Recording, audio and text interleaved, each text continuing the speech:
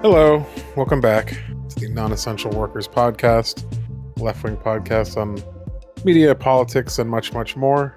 I'm Alex. I'm Aiden. And I'm Jason. And this week is going to be Jason giving us all he's got.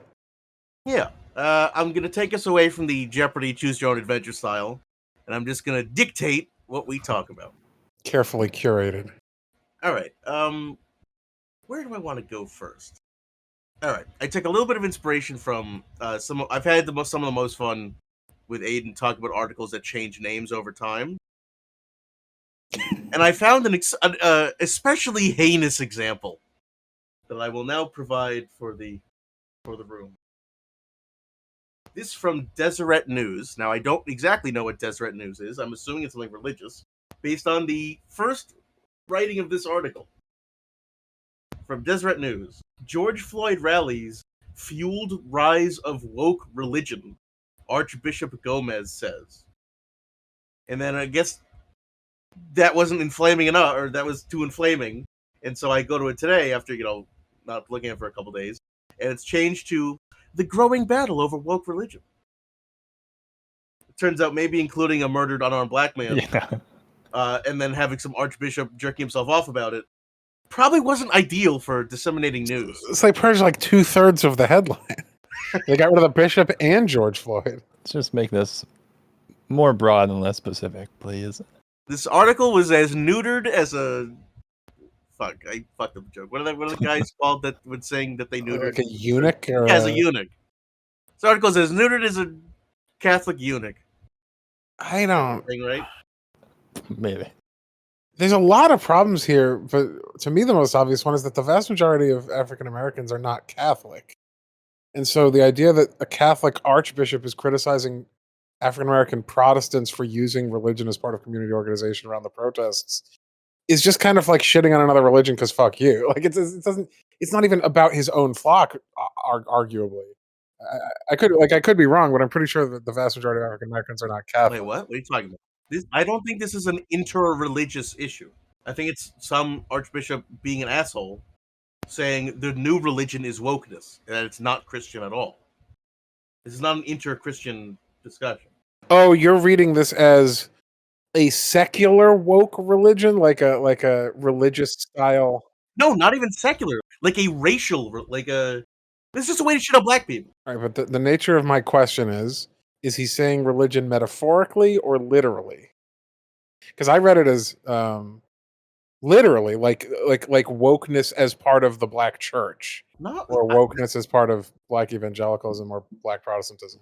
That would not be my interpretation. Yeah, people, it's like people say, "Oh, you're into scientism." It's religious people like to pretend that their opponents who have science are also engaging in religious delusion. Right. So they call CRT religious. They call, protest religious as a way to take it down a notch, even though that's acknowledging that the religion they engage in is just as stupid in the gutter, right? You're dumb like me. Yeah, it makes no sense. But yeah. Yeah, I doubt that this person is even paying enough attention to members of black churches to even care what they're doing unless they see them talked about on whatever news they follow. I wouldn't be surprised if it's just like, hey, the younger, more progressive members of my flock are suddenly more vocal about the fact that they care about people of other races, and that certain parts of my rhetoric, which always had underpinnings of bias and of denigration, are now being perhaps pushed back against or called out, and that's very upsetting to me, who has been unquestioned in my spouting of tradition for 4 decades now. That'd be my guess.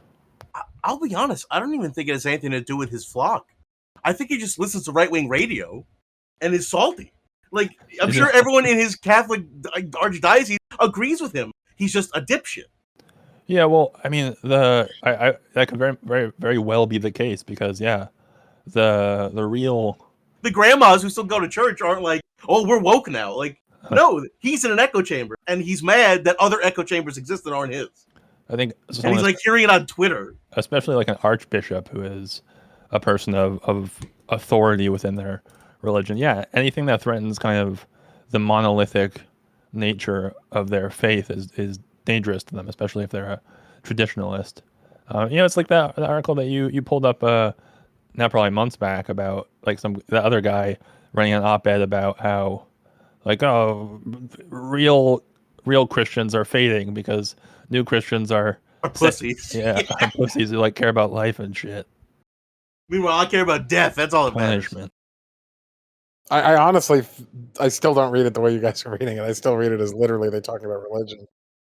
I understand the idea of, it could be like a metaphorical religion, like the idea of conceptually they're overly wedded to their ideological position, or they're treating it with veneration or superstition or like fanatical devotion. It's certainly possible, but considering that it is a literal archbishop making the criticism, and it's, as you say, could very well be like a religious news outlet. I don't actually know what this news outlet is. You're making me do it. You're making me have to go to the store. It makes me suspicious that there may actually be like a interfaith like conflict baked into this criticism. Now we got to find out. Well, the whole point is we don't know. But okay. No, because when there's actual longhorns over loggerheads or whatever the expression is, Logflume. It's about there were religious leaders afraid that secular social justice movements are steering the country away from them. It's not about other religious people. It's about the fear of secularism. It's all the tropes. Okay, I remember what I was going to say now. Like, this is just essentially a white supremacist, in my view, mad that he can't sneak as much white supremacy into his religion anymore because people aren't buying it. He's actually getting pushback, and the pushback is secular and ethical and based on racial politics he either doesn't understand or is on the wrong side of.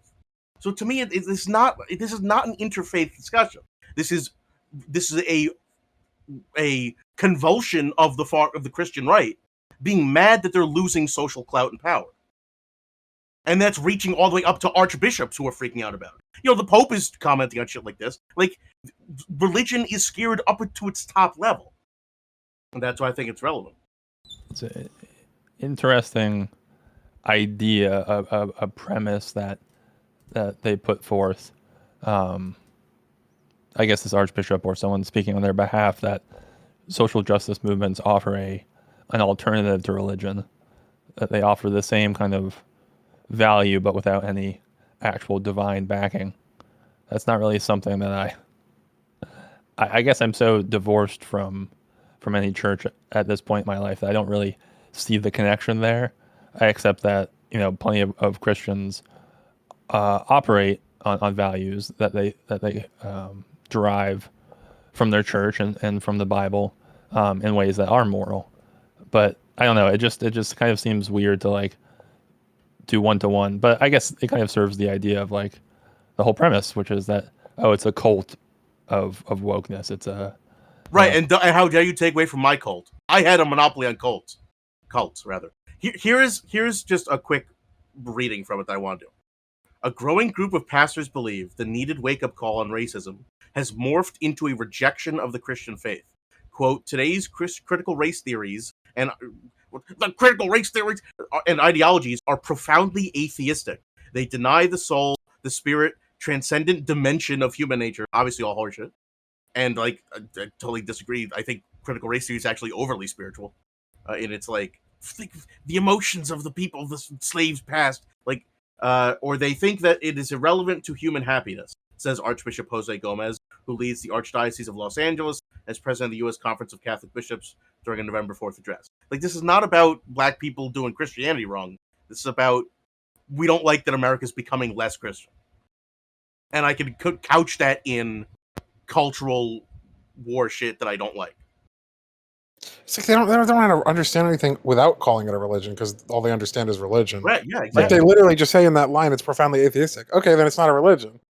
Like, you just defined it out of being a religion in your very sentence. But these are the same assholes who I've been watching on AXP for 10 years who say, well, you engage in religious thinking too, you scientists. Like, because to them, everything that's not them is just religion that's wrong. Yeah, there were some professors where I went to grad school that loved talking about secular religions, and I think it was for two reasons. One, because they knew it would piss off secular people to associate them with it.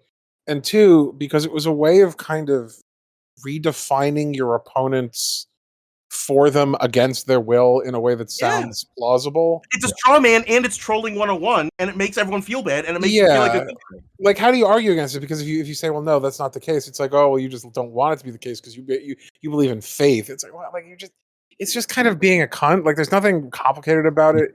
Like, there's no advanced theory that's like you've proven the 4 theorems that make something religion.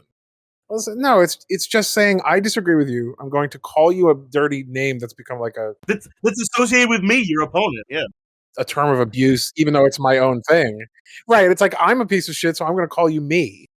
It's like, well, cool. Like you kind of cut off your nose to spite your face. It's a pig pulling you into shit to roll in with them. Yeah, so that's a baffling choice of attack, especially considering that this is an incredibly wealthy, prestigious institution and a relatively wealthy and prestigious individual within that institution trying to be like, social justice doesn't matter. But it's also a deeply insecure institution who are so sensitive to any minor fluctuations in their daily lives. This is why they basically don't even acknowledge the whole like child rape scandal that's gone on for hundreds of years. Now, I don't know what this man's ethnicity is, but his name is Gomez. Yeah, I think we can. Which makes me assume that he is of Hispanic descent and probably not black. And he lives in L.A. And he's the head of an incredibly prestigious subfaction of the Catholic Church. On what grounds can he speak to Black Lives Matter, other than fuck him? You know, a sympathetic ear, like it may not be my struggle, but I understand it's your struggle. Like all he's saying is like it's not my problem, and fuck you. Yeah. Like he's not saying here's the correct way to approach George Floyd or the Black Lives Matter issue. He's just saying that's a problem that you're doing that. I thought this was funny because this is identical to how it would have come out in the Boston Herald from some Boston Catholic dipshit. But the thing I don't think we've explored yet is why the title change. Probably because people got correctly angry. People got sufficiently butthurt. Yeah, because like, what the fuck is wrong with you? They're like, well, what if it was just a neutral reporting on a conflict? Enough letters to the archdiocese. Yeah, because Gomez started getting his house TP'd or something. All right, let's move to something far less controversial. This from Reuters. Poland turns water cannon on rock-throwing migrants at Belarus border. Sounds fun, right? I like that migrants doesn't clarify whether they are white migrants, Syrian migrants, Belarusian migrants, Belarusian militants, just Polish people they don't like, people fleeing, tyranny. Like migrants is a very neutered term for we don't really know what the context here is. Migrant is the new terrorist. It's just unlikable. You don't have to know anything else about them. It's not us. It's not even that helpful. It's like individual, person of interest. Like, well, tell us what were they doing? Like, yeah, they were moving from place to place, but were they like throwing rocks? Is not their profession. Like, they're making it negative by putting it in the context of rock throwing. Yeah, that's just like what Israel says to kill like Palestinians. Right, exactly. And the fact that it's a water cannon versus rock throwing tells you everything you need to know about the power asymmetry and whatever the conflict was. All right, well, what if the migrants came with their own water cannon? What if they got their own hose and fire hydrant? Migrants resort to throwing rocks after losing water cannon duel with Polish authorities. Yeah. See, if this was in the summer, this could have been like a fun get-together where the Polish government throws like a unifying event where everyone just gets to throw water balloons and play with like water guns. But nah, Poland's not that chill, and it's like November, so there's a lot of confusing things here. If these are partisans who are in favor of the Belarusian dictatorship, then why would they be emigrating? Right? And if they're not partisans for it, if they're essentially fleeing it because they feel tyrannized by the regime, shouldn't Poland welcome them as an anti-Belarusian front against Belarus? Like, why would they reject people who are essentially the equivalent of right-wing Cubans coming to America? Like, we like having those people because it creates a political constituency against one of our enemies. Because that's not how countries think. Like, we don't consider people fleeing Mexico as, political asylum seekers who are pro-America. We view them as like drug dealers and rapists. But we don't have a so we would hose them if we could. We don't have a specific ongoing simmering conflict with the government of Mexico, but Belarus is in an ongoing conflict with almost every one of its neighbors because it's a crazy dictatorship. Yeah, but we've got this de facto conflict with Mexico, which is we think we're better than them, and we think they're bad as a country. Like, America is largely and generally racist towards Mexico. That's why we treat migrants the way we do. I'm not talking about like the Trump side. I'm talking about like the government. Like the government of the U.S. has an ongoing battle with Cuba, right? Whereas I don't think we have an ongoing battle with the government of Mexico, at least since the 19th century. Well, we do have some weird policies with them regarding like drugs and. But to get back to our federal agents go in there like carte blanche, do whatever the fuck they want. To this specific question, it almost makes me think that the generally xenophobic attitudes of the Polish right wing that have taken over their government have become so entrenched that like they can't even accept people in who would basically agree with them and help them against their other enemies. It's almost like a weird contradiction against their interest. Maybe this is COVID protocols in Poland. Could be. Maybe you just need a scrub down, and the most efficient way is to get the hose again. Oh, I see. So Poland turns water cannon, then admits immigrants. Yeah, it's like the deep clean. When you go through a room, it gets depressurized, and like the dudes in the hazmat suits are showering you in any like dystopian movie. Migrants are rightfully fearful of taking suspicious showers in Poland. That's all I'm saying. What do you think, Aiden?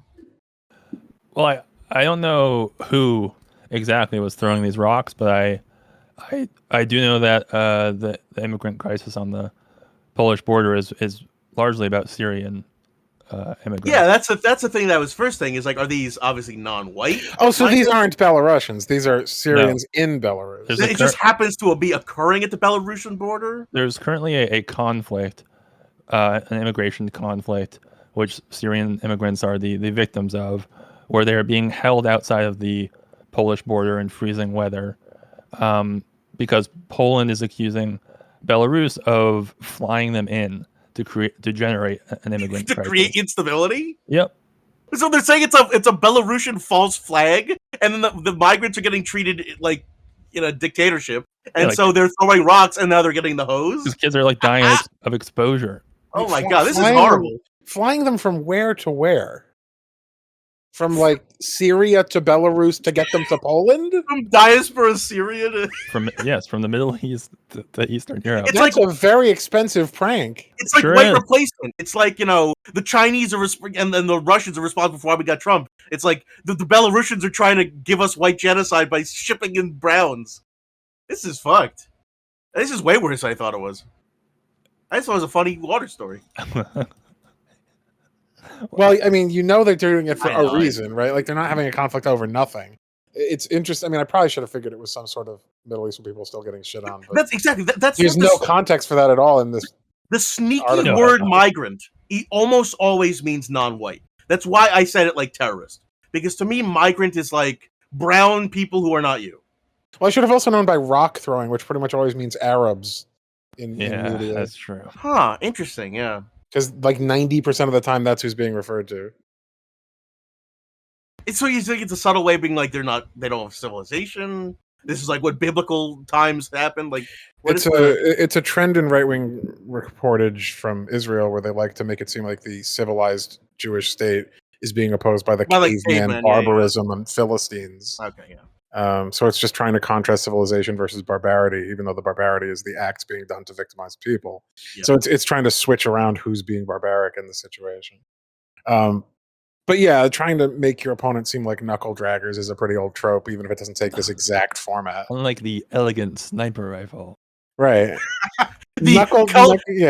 Cultured and civilized 50 BMG. Right, exactly. It's always like this knucking dragging 11-year-old threw a rock at this super heroic sniper who blew their head off. His lion in RPG gunner. Did you guys ever see that video? I think it came from this past summer where it was just Palestinians being mad, and one of them had like a camera phone though. It might have been an Israeli person with the phone, but this Israeli soldier was like about to pull his gun up, but then the person on the sidewalk pulled out their iPhone, and the Israeli soldier was like, all right, fine, and like didn't shoot anyone. And so to me, that kind of gives away like who's actually civilized, who actually. Now, to the guy's credit, he did feel guilty and didn't shoot anyone. But if there wasn't culpability for it, if there wasn't evidence, he probably would have. I don't think he felt guilty. He just didn't want consequences. No, exactly. But what I'm saying is that, to me, that gives away the game of who has the moral high ground and who has the quote unquote civilization. Yeah, it's a bulletproof screen. All right, let's move to local news. Now, you'll remember, probably a few months ago, we did a story about a bunch of racist kids putting together a petition to like reinstitute slavery. Well, they're back in the news. This from KMBC Kansas City.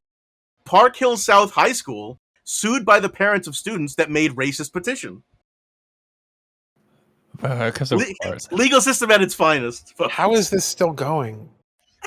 Like, Yep, what are they arguing about? Kids probably all got expelled. And the parents are like, you can't do that. We're allowed to be racist. Kids were expressing themselves. You can serve papers. You can get expelled from school for like missing the toilet when you shit. Like, it doesn't require like a constitutional convention. Hey, someone in 7th grade did leave a shit in the hallway.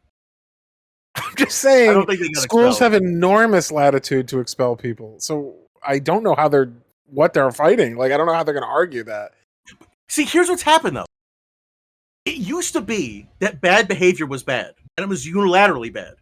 But in the age of in the post-truth, post-Trump world, bad behavior is just like you're a political opinion man, so you can't be held accountable for it.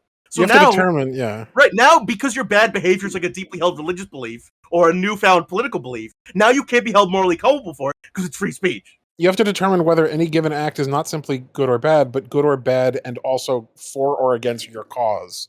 Because if it's for your cause, then it's not really bad. Right. I mean, this may seem ridiculous, but there were serious Supreme Court battle fights over, well, what is the line? What actually constitutes free speech? What constitutes violence? What constitutes religion? Is it in your religious freedom to like execute a goat in public? Turns out no. So it's funny to me that we're having guy's credit. It was technically in his basement.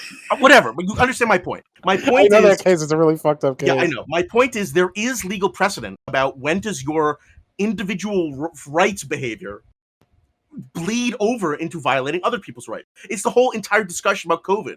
COVID's not an individual choice because it affects other people. So I just find it interesting that as our institutions break down, we're having to relitigate these battles. Where it's like, I thought it was legal for me to be racist, and so now we're going to sue you over it. So it's weird what becomes third rail and like what becomes home base now. Are they going to like burn a cross in the lawn next and be like freedom of expression? As long as it's their lawn, yeah. It was a gathering. It was a juggler. Yeah, the white hoods was just an artistic expression. We were very cold. We needed hoods and a nice fire. But that's exactly my point.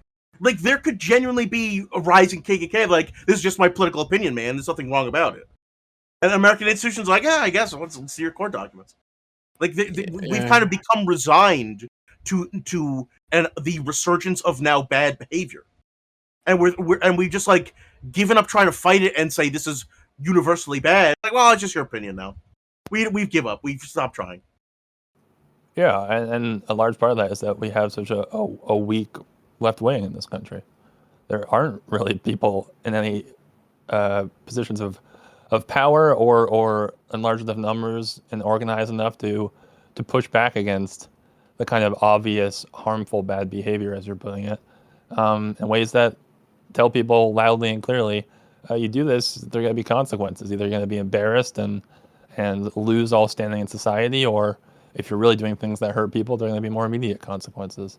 Because what we do have is a bunch of hand-wringing people who fret over what's right and what's wrong when you can really call people out for doing heinous things, and when that's an overstep. And the things we're talking about are like threatening standing congresswomen or telling we're getting a GOSAR. Your contemporaries in school that it's just a prank. You just wanted them to be enslaved again. You're totally right, though. Like, look at the way Antifa was treated. These are counter-protesters. Counter-protesters have the same right as the normal protesters. And, we don't have to look that far back. Look at the way people were happy for all the people counter-protesting Westboro Baptist Church. All the bikers and all the veterans who shit on Westboro Baptist Church with their own counter-protests. But since Trump... Dave Grohl, who trolled it like 6 times. But since Trump, it's like if you're a counter-protester, Just like our first story, you're like down in the mud with the normal protesters. You all get stained with the being bad actors. And so there's as you're totally right. Like, there used to be at least some opposition. Some opposition could show up, say, no, you're wrong. We have the moral high ground. Think about all like the abortion protests that have happened over the decades. There's people who want abortion illegal and they protest. There's people who want it legal and they go there to protest the protesters. That was fine. And now it's like, you're all scumbags. We're just here to cover our ass. Like, we deal with it in this weird PR way where no one gets to be on the ground and be like, no, we're here to fight the good fight. There's no good fight to fight anymore. What is the argument here? That saying slavery should be reinstituted is not racist? Or that it's not illegal or raising to the standard of getting the kids expelled or whatever consequences there were. Like, what constitutes hate speech if not something like this? It's a prank, bro. But if you like shoot someone in the shoulder and you're like, hey, it wasn't fatal, it's just a prank. Like, how far do you go before you go, this is so obviously an incitement to violence? I don't know. Like, I don't even think that I don't think this is going to get thrown out of court like in the first 5 minutes.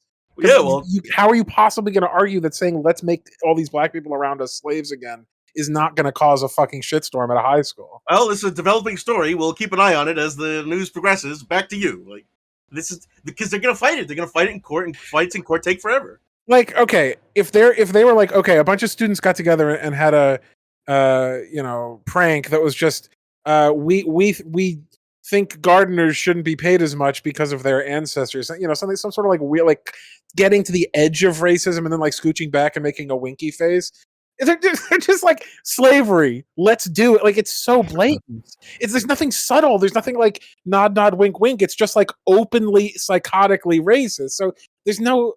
Usually the battle is at the fringe. The battle is like, how much. Let's try to take 10% more than we should get away with and see if we can get away with it. This is just their entire dick is out. Yeah, there is no more subtlety anymore, and that I think that's the emboldening. The whole premise of like, Trump is we can do away with subtlety. You can just be the thing you want to be. Trump gave America permission to just be out and open who you are, even if that's a scumbag. And I mean, once again, it's not entirely on Trump. Trump was a result of that feeling swelling of people feeling they had to hold back their bad feelings and wanting to actually project them. But they got the means, they've got the money, they're going to take it to court. You're probably right, they're probably going to lose. Those kids are probably still fucked, and because of what they believe is fucked, but they're going to fight it. And that our institutions provide avenues and alleyways to fight these kinds of things, even when you're obviously in the moral wrong. I will say it's not at all surprising that the parents are making this lawsuit, because guess why kids hold beliefs like this? Their parents, because those parents are the ones who fucking made them this way. If you're like a 14-year-old who's talking about reinstituting slavery, your parents are probably scum. It wouldn't really surprise me that they then file frivolous lawsuits to try to defend their own scummy behaviors. Or the parents are so detached from their kids' lives that they're basically just letting them run rampant and have no accountability for them, and basically either aren't parenting or are parenting to turn them into evil people. Yeah, but I mean, even the parents are essentially now using their children as props in their own baffling political conflict. Yeah, but that's universal. Parents always use their kid as a prop of something. It's also wild to like not just like, if you can afford a lawsuit, to not just quietly move your kids to a new school, right? And instead now like make them the slavery kids by dragging this out in court and in the press. It's like, I think they clearly must hold some of these beliefs themselves. Otherwise, they would at least kind of be angry and fold and for the betterment of their kids' lives, move on. But I think you're right, Aiden, that in the age of anonymity, it was easier to maybe move school districts and no one would know. But they fucking posted this shit on all their social media.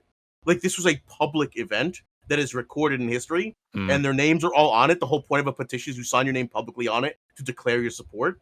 Even if it is a meme, like, their names are out there. People know who they are. I'm sure they all got fucking doxxed. Like, I'm sure some of them got swatted. My point is, this is not something you could just, get to the FBI, like, renaming program and move somewhere else. Like, this stink will carry with them. And so they feel their only recourse is to fight it and say, no, we were right. I haven't seen this many pro-slavery advocates putting their signature to something since the Declaration of Independence. Got them. But all right, we're going to move to more local news. Not our local news. Someone's local news. No, just someone's local news. This from the Denver Channel, whatever the fuck that means. Jehovah's Witnesses It's the altering. only thing watched in Denver. It's the only channel you get on every subscription Yeah. package. Jehovah's Witness. Hey, I'm coughing. Why am I holding push talk? You all right? Yeah, I'm good. Okay. Jehovah's Witnesses. God is smiting me because all this God talk. Mhm. Jehovah's Witnesses altering how they spread their message of faith as pandemic lingers. Think about the witnesses. How have they coped? You know, we all talk about restaurants and first responders and hospital workers. Think about the Jehovah's Witnesses. Think about the proselytizers. How are they going to survive? So, for context, for anyone who doesn't get the lovely experience of this, Jehovah's Witnesses are famous for going door to door to ask you if you've accepted their particular version of Christianity, and to kind of browbeat you as best they can to convince you to accept that version of Christianity before fucking off as you inevitably slam the door in their face. So yeah, presumably they have a lot of problems when going door to door is seen as a form of domestic terrorism because you're spreading COVID. They're all super spreaders. What do we do? Yeah. Super spreaders in more than one way. Is this a recent article? Or are they just coming to this consideration? Look, they're slow. It's slow. The news only gets to them by smoke signal. They only know how to communicate with even their own internal organization by going door to door, which is why it took them 500 days to get to this point. That is funny. They have to practice what they preach. You gotta respect it. They might be spreading the plague, but you gotta respect it. It would be funny if they didn't use email. Like, we can't have anything on the records. Yeah. Yeah. I mean, yeah. That's just bizarre to me that like now is the time. Now is the pandemic does in fact still linger, but is you know, in one of its greatest dips since the start. This is the time. Can Jehovah's Witnesses? I know that they're a pretty strict faith. Do you know if they have anything unlike all the other major denominations we've discussed against being vaccinated in like a real way, not like a. Are they the ones who can't have blood transfusions? Yeah, they are, but I have no idea if that would apply to this. It probably would. It shouldn't. But. Yeah, but they probably would say, "Fuck you, religious exemption. We can't have it."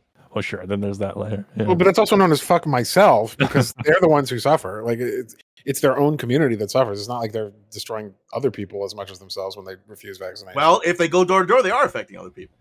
Yeah, well, it sounds like that's not happening anyway at this point. Oh no! What are they just like doing random Zoom calls? You just get random. Hello, can we talk to you? Yeah, it's interesting that it says altering. It doesn't give you any hint on what way they are moving. Like they could just be moving in larger herds in the hope of creating herd like immunity. buffalo herds. Like, yeah, are they nomads? Yeah. Hey, listen, it's a strange religion already. Who knows what they're capable of? They're like the Quarians. They've got a fleet. Yeah. That is funny. Jehovah's migrants altering how they spread their message. They get pissed off. They all start throwing rocks as one. Yeah, we blast them with the water hose. Tying it back already. So ideologically, right? Presumably they're doing the door-to-door thing because like they believe that the person-to-person, you know, close-up conversation is the most meaningful way to try to convert someone who you don't know. Yeah, / the best way to intimidate someone into browbeating them. Well, sure. How do you replicate that long distance? Like, what do you think they settled on? Guns. Aggressive texting. Yeah. It's like, convert to Jesus or I'll send you this dick pic. Not what I meant by aggressive texting, but hey, one man's trash is another man's treasure. If it works, it works. There's only two kinds of people: sodomite, homosexuals, and Christians. Prove to me you're not a sodomite by being Christian. Yeah, I don't know. It was always an annoying thing. They're certainly not the only ones who do it, but they're famous for it, of constantly harassing people at their home who have no reason to be interacted with in this way, who almost certainly have their own existing religious or irreligious beliefs that they're not interested in changing. But this is a problem. Like it is a problem for anyone who has to sort of follow through on this. And this is true for any religion that kind of manipulates its own members into doing this. Like Mormons are famous for sending out their young and impressionable youth to go proselytize. And there's a lot of people who think they're like trying to do a nice, good thing because they've been indoctrinated into this worship all their life, who end up basically getting into like a bunch of mild conflicts and fisticuffs because people are rightly furious with them. Maybe they just continued to gamify it. They send their kids out on missions, and now they're sending them out on expeditions. You get so much XP if you convert enough people. Something for the kids. Oh, speaking of gamifying it, that's actually the way to solve this. You make them all Uber drivers. And then they constantly bother the passenger. You in the Yeah, they constantly, they're not making any money at Uber anyway because you basically lose money over time. But you're taking the opportunity to try to be like, well, now that I have you in my Uber, have you heard have you heard the good news? Have you heard the good word? Yeah, combining the two most hateful experiences you can have with a complete stranger. Oh, that's awesome. You've solved it, Alex. Yeah. We've resolved the Jehovah's Witness crisis. Solved. Us won the world's problems 700 so far. If you can't I think this is a good general premise. Is if you can't really get rid of bad things, maybe at least consolidate some of them into one so they're easier to avoid. Yeah, exactly. Combo platter. All right. Well, Aiden gave me Gosar on the brain. Oh no. So we're gonna go there. From CNN, House successfully votes to censure GOP Rep Gosar. He has been stripped of his 2 committees, and basically everyone dunked on him in public and did the shame scene from Game of Thrones. That was great. Yeah, I was kind of hoping for him to lose his seat, though. I mean, that was never on the table. Yeah, it would have been the right outcome, but no. The point is he got treated the same way Marjorie Taylor Greene did, which is get stripped of basically all your real power.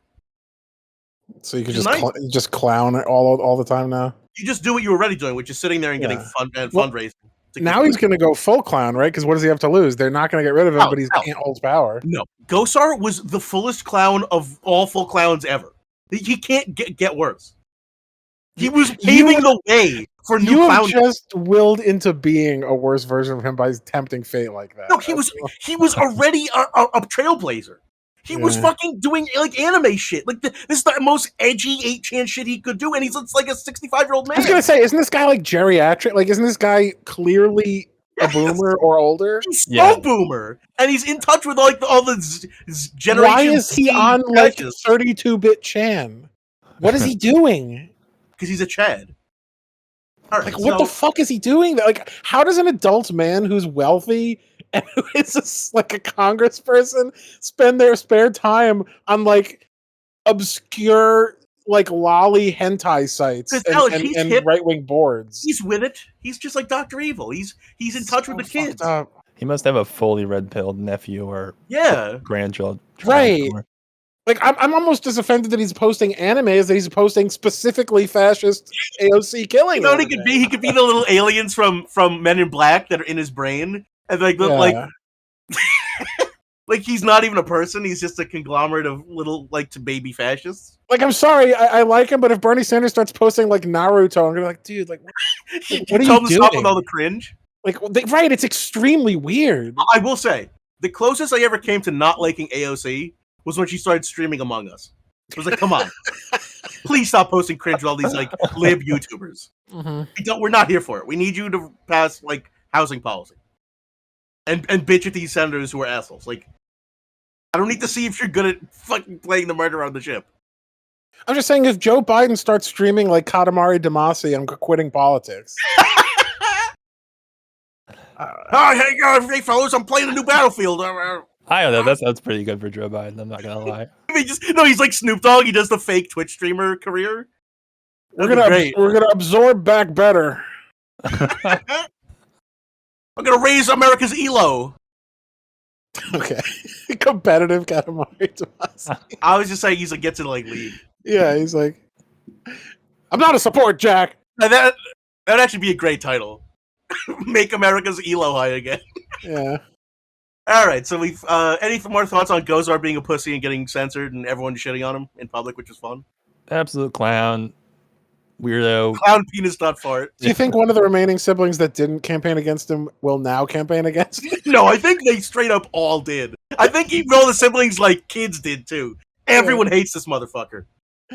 Yeah. He's just running on pure spite at this point. I didn't think it would work, but they did manage to unseat, Steve King for comparable shit because of how unpopular it made him within his state. Do you think his state will turn on him after this? Nah, he's in a real red state. But he's just Sith. He's just their rule of two. He's letting the hate flow through him so hard. Yes. They straight up. Someone needs to, Photoshop him in as Palpatine and all the. Yeah, but I mean the fact that it isn't Lieberman means it's not really real. Yeah. They were doing this funny on the story for this. I found the art they used, and the art was just a photo of him sitting in the back of the metro, like in DC, going to the Capitol where he knew he'd get censored. Yeah. It was really funny. They're trying to do like the lonely, I'm so lonely. But like, you're a big he's like looking down knowing it's villain. coming. Like, yeah. He had this shitty like American flag mask, and he just had like dead eyes. It's really funny. The Titan bit back. I mean, it's just gonna get like a right wing press junket now, and Trump's probably gonna say he's the coolest guy ever. He's just gonna get on. He's just gonna create right wing Crunchyroll. Yeah, it's just gonna be him and like Alex Jones in the recovery tour. Yeah, they'll find some way to pull it back. These people never go away. He's gonna get on Prime Video, his new anime made by Cambodian sweatshops. Like he's gonna end up in prison. He's gonna end up in prison for like posting, swastikas on the side of like the Holocaust Museum, and then in prison he's still gonna find a way to tweet, horse porn. Or he does love going viral. He's gonna do the flex tape slap onto the flowing water, but it's gonna have a swastika on it. It's good stuff. I don't know. People like this are just like they didn't get enough attention as a kid, so now they have to be a Nazi. Yeah, basically. I have to post cringe. Yeah. All right. We're gonna stick with CNN. I'm looking for a post for another uplifting story, similar to one we covered last time. It's from CNN Health. Pfizer signs license agreement to allow broader global access to its experimental COVID-19 antiviral pill. We talked about Moderna trying to basically steal from the American public the IP and rights to their vaccine. Mm-hmm. Thoughts on this this one magic pill that makes your dick huge and makes you COVID resistant? What is it? Is it a treatment as opposed to a vaccine? Like, what is the pill? I don't even know what this is. I don't know. Yeah, it is supposed to be comparable to the vaccine in that it reduces chances of hospitalization and death from COVID. I do think, you take it like when you think you have been exposed, or it's more. It probably even works pretty similarly. The same ingredients. I think I first heard about it maybe a month ago, and I think at that point they were projecting like 80%, reduction in symptoms. Yeah. But yeah, I mean, I'm not gonna speculate on whether it's going to be as effective as touted or not. But I'm more curious about this license agreement and the details of that, because it's not announced as that it will fully distribute to countries that are currently lacking vaccines or something like that. It's like, we signed a $8 billion record deal to give it broader access, quote unquote, whatever the fuck that means. Yeah, I remember when the Biden administration said it was going to release, the vaccine to the entire world, like 6 months ago, and then never did. Oopsie. They didn't even say we've changed our mind. They just stopped talking about it and like buried it under a desk. They didn't mean to reply all that email. They meant to just send that. Yeah. So everyone, there was a shitstorm of like neoliberal self-congratulation on like, look, Biden's doing the things the left supposedly said he needed to do but wouldn't, and then of course he didn't, even though he said he would. So just another broken promise, which should not be surprising. But what's amusing about it is this is now the private company making an agreement to let the global south and the rest of the world that's basically been going without the vaccine completely thus far have access to, yet again, not what it needs. Because what it needs is the vaccine. It doesn't need a treatment. I mean, the treatment's helpful once you've already gotten the problem. But generally speaking, vaccines and treatments work differently. A vaccine has to be ahead of time and it's much more effective. Whereas a treatment is just something you do as a palliative measure to survive once you have a problem. We don't know if it's a treatment or essentially a vaccine or somewhere in between. Never heard of a pill vaccine. Like, I'm not saying it's impossible, but I doubt that's what they're talking about, or they would have just said their vaccine. So my suspicion is that the point is that the pill is somehow easier to make or easier to manufacture or cheaper, or like my point is we're not real. We don't have enough information here to really say this is worse, better, equal, or unsure of it's like a vaccine. Well, My point. now we actually do. Aiden just posted it. To say. It's not a vaccine; it's a treatment, but it's a good treatment. It's showing a roughly 90% reduction in the risk of hospitalization and death if you take it shortly after exposure. But that basically means it's a treatment which you'd have to take after having a reasonable suspicion that you're going to be exposed. That'd be interesting. I wonder if Americans would be more on board with taking a treatment than of the vaccine. Because, like, all these Americans are like, I want natural immunity. I wonder if you're like, oh, you got COVID, your life sucks right now, just take this pill. I wonder if they'd be more okay with that than all the insane conspiracy that goes into why they don't want vaccines. Yeah, I think definitely, because maybe it's merely like a marketing decision that this pills are less invasive to most people. And yeah, you've already started to feel the symptoms at that point, so you actually are aware of the mortal consequences, which seems to be one of the main things that does change people's mind. And it's purely selfish, which Americans like. Right, exactly. It's just about treating your own problems. Americans is not like preventative measures. We like to get there late. You're not helping build herd immunity. You're just treating your own problems if they develop. Right. It's the perfect way for America to treat this as an individual issue. Yeah. Which is perfect. It's the exact solution for America. And also why it's totally useless as a replacement for vaccination in the rest of the world. Because if you're in a country with like 5% vaccination rate, like, countries like India would have huge populations that they can't afford to vaccinate because they don't have the IP rights to produce their own vaccine. Well, you're exposed to it every fucking day, right? Because it's everywhere. And you can't know when you've been exposed to it because almost no one's vaccinated. So pretty much everyone's a carrier at all times. You wouldn't have any frame of reference for knowing when you were reasonably exposed to it other than take the pill every day? No. Once you take it, I don't think you have to take it over and over. It's not like Advil. Well, it has to be within 3 days of the symptom onset. And I doubt that this is cheaper than vaccination, considering how cheap the vaccination actually is. I don't know, but the interesting thing is in the title, they give us the basics, but they don't tell us the terms of this license agreement, right, which is where the entire battle is. The entire meat of this subject, Matt, hinges upon what is the license agreement, how cheap is it, how easily spreadable is this, how scalable and manufacturable is this, and none of that necessary meat is actually in the title. Just they're doing a thing, and the thing is good. Well, it should be noted, this sounds to me almost like PR spin by Pfizer itself, because it's a relatively positive framing with no details. Oh, CNN likes doing that too. Well, it could be we've allowed 3 more countries to have access to this. Technically that's broader global reach. They haven't specified we've given this that the entire world can get it. And even if they have, are they doing it for free or at cost, or are they doing this for profit still? Because if it's for profit, then it's just saying Pfizer expands business. Yeah, exactly. Which is business meaningless. Is booming for Pfizer. Yeah, that's not okay. So, if anything, that's they should be prosecuted by The Hague. Well, see, that's where it would have been that if it was written in CNN Money instead of CNN Health. It's just invest in. Jim Cramer comes on. He's like, invest in Pfizer. They got the new pill. They're going to swindle and exploit a lot of people. Right.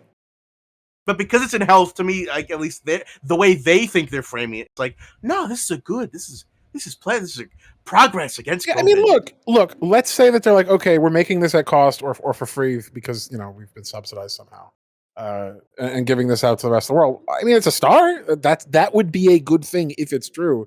It's just well, if that's true, then you should put it in the headlines. So what they're talking about. The non-inclusion of detail makes us think there's something shady. Yeah, again, I'm not saying for sure it's bad, but we do know that it's Pfizer, and we do know that they've spent years battling any effort to erode what they view as a copyright patent issue on being able to share life-saving medical treatment with the rest of the world. So it would certainly be consistent with their past behavior for them to not really being upfront and being, oh yeah, now we're suddenly benevolent. Now we're suddenly helping everyone else out. I don't buy that based on what we know from them thus far. Yeah, I completely agree. This is unfortunately the level of paranoia and critique that you have to levy at most CNN articles, but especially when they seem to be doing press for a massive pharma company like Pfizer. I'm still waiting on that, TRIPS waiver or whatever it was that was going to make the main vaccines, the Moderna and Pfizer and Johnson & Johnson vaccines, IP free so that the rest of the world could build them. that we agreed to do early this year still haven't done. Like, even if they are saying they're going to do it, I don't even believe that they're going to do it. Yeah, you can stop waiting, Alex. Yeah, like it's not happening. Like it's not happening. So even I'm not even questioning. Like maybe they even said they were going to do the good thing. Are they going to do it? I wouldn't hold my breath. Yeah. All right. Well, let's move to a news source that is explicitly bad instead of CNN, Okay. which is kind of wobbling back and forth. Right? Merely implicitly bad. The Wall Street Journal. Uh-huh. China left in shock following brutal killing of Corgi during COVID-19 disinfection. Sorry, do you understand what the fuck's going on here? Just think like they put a corgi in like that hippo execution machine from the Korean film. Oh God, fuck that movie. Yeah, like what the fuck did they do to this corgi? Okay, so do you understand what's actually going on here? The way they wrote this, like it's a goddamn bad boy expose, is ridiculous. But like, do you understand the premise of what's really going on? Do you and you're testing us, or do you not and you want help? I have a little bit of context. My reading of this is the Chinese public is extremely upset because they watched a viral video that shows the depiction of a corgi being butchered by like a cleaning team clearing out a warehouse or something. All right, so here's my interpretation. The Chinese public has no opinion on this. The Wall Street Journal is in shock after watching a video of essentially many people in China have been in lockdown and like stuck in their apartments for the entire year. And so now that they're basically like doing mass disinfection and clearing out, it's not warehouses, like actual apartments, apartment by apartment. Some guy's like pet got killed because they don't have time. What's it from? It's from one of the more recent like zombie shows or something where you don't like, you can maybe like help someone who's got bit by the zombie, but you just got to put down the animal. Oh, that's what it was. It was from what's that show about? Oh my God, my brain is so fucking cooked. Chernobyl. In Chernobyl, there's this scene where after the explosion, all the like Russian soldiers were basically, and a bunch of kids too, went out and like shot all the animals and livestock that were irradiated. Because you can't cure the animals. They're fucked. They will give you like diseases if you eat their meat. And so they just went around and basically killed all the animals in like a 100-mile radius of Chernobyl. And this is what it reminds me of. Like, you can't save these animals from COVID. They probably are diseased. They probably are sick. And it's no different than like a cop serves a warrant and blows away a dog. But it is different because that's much worse. Oh, okay, sure. But my point is, Wait, Wall what? Street Journal. Dogs don't get COVID.